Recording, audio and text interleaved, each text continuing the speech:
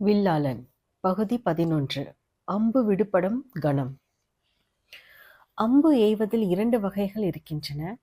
ஆத்மார்த்தமான ஈடுபாடு இல்லாமல் வெறுமனே துல்லியமாக அம்பு எய்வது முதல் வகை.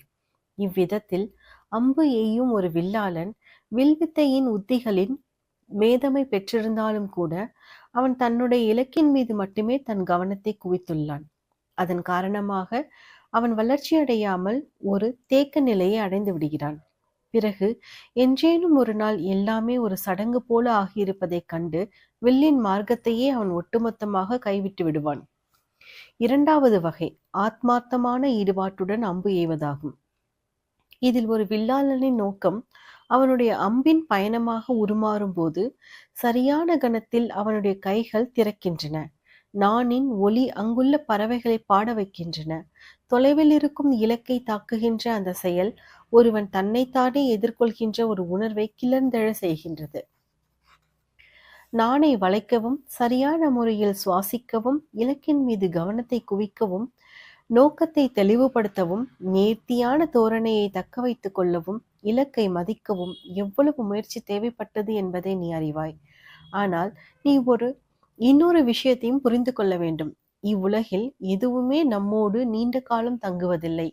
ஒரு குறிப்பிட்ட கணத்தில் நீ உன்னுடைய கையை திறந்து உன்னுடைய நோக்கம் தன்னுடைய இலக்கை பின்தொடர்ந்து செல்ல நீ அனுமதித்தாக வேண்டும்.